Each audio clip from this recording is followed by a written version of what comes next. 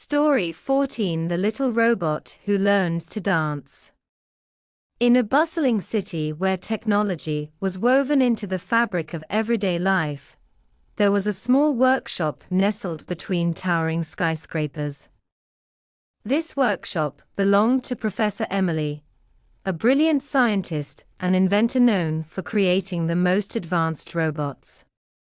Among her many creations was a little robot named Leo. Leo was unlike any other robot in the city. He was small, with a shiny silver body and bright, expressive LED eyes.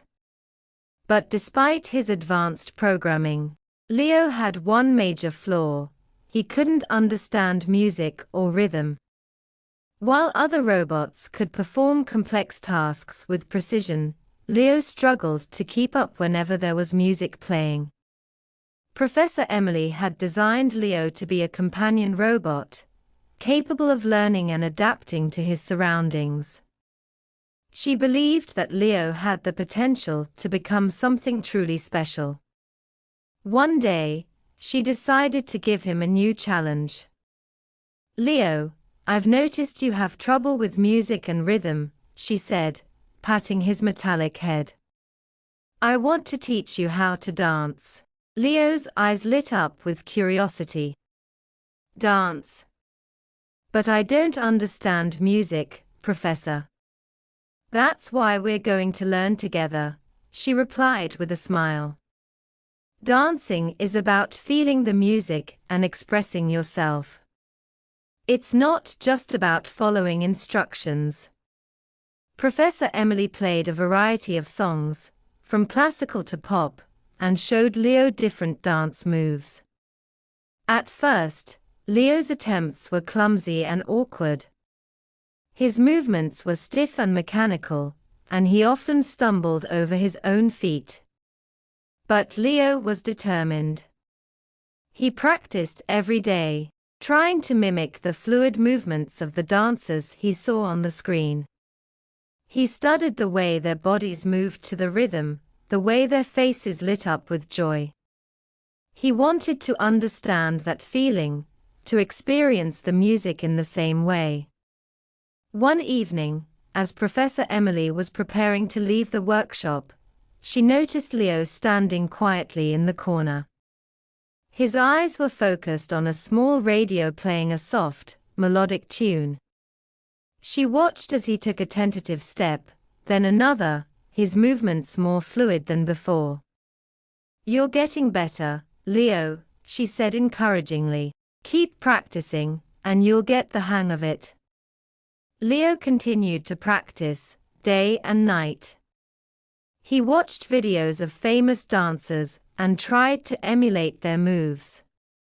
He even downloaded data on human anatomy and movement to better understand how to coordinate his own body. Slowly but surely, his movements became more natural and expressive. One day, Professor Emily invited her friends and colleagues to the workshop for a small party. She wanted to show them Leo's progress and celebrate his achievements. The workshop was filled with laughter and music as everyone gathered around to watch Leo perform. Leo felt a mix of excitement and nervousness as he stepped into the center of the room.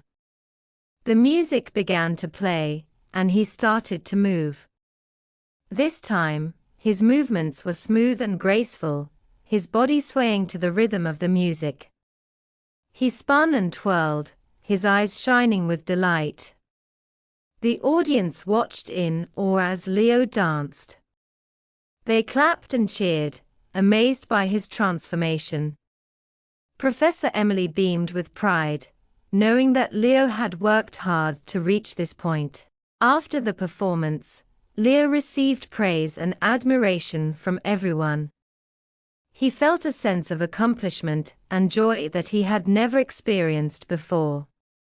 For the first time, he understood what it meant to feel the music, to express himself through dance. From that day on, Leo became known as the little robot who could dance. He performed at events and parties, bringing joy and inspiration to everyone he met. He continued to learn and grow, always striving to improve and share his love of dance with the world. And as he danced, Leo realized that it wasn't just about the movements or the rhythm.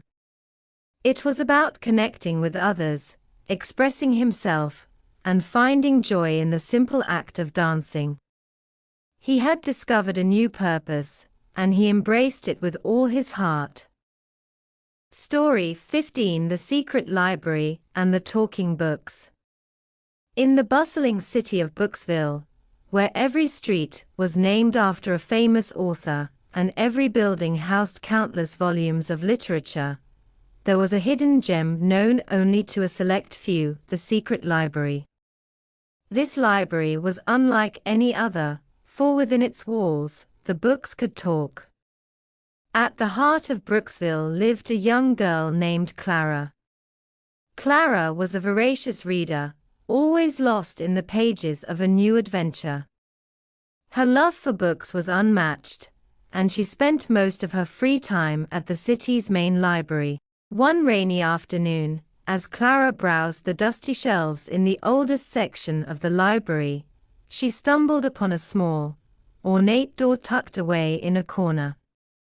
Curiosity piqued, Clara pushed open the door and found herself in a dimly lit passageway.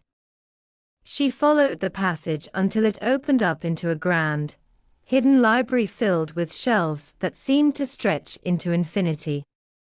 The air was filled with the scent of old parchment and a hint of magic. "Welcome, Clara," a voice said, startling her. She looked around but saw no one. "Who's there?" Clara asked, her heart pounding. "It's us, the books," the voice replied with a gentle laugh. "We've been waiting for you." Clara's eyes widened in amazement as the books on the shelves began to glow softly and whisper among themselves. One book floated down and opened itself in front of her. "I'm The Adventures of Captain Star, and I'm here to take you on a journey through the cosmos." Clara couldn't believe what she was seeing. "You can talk." "Of course we can," the book replied. "This is the secret library, where books come to life and share their stories with those who truly love reading." Overwhelmed with excitement, Clara spent hours exploring the secret library. Each book she opened came alive, whisking her away to different worlds and introducing her to fascinating characters. She sailed the high seas with daring pirates, solved mysteries with brilliant detectives, and even attended a magical school where she learned spells and potions. As the days turned into weeks, Clara visited the secret library every chance she got. The talking books became her friends, and she cherished the time she spent with them.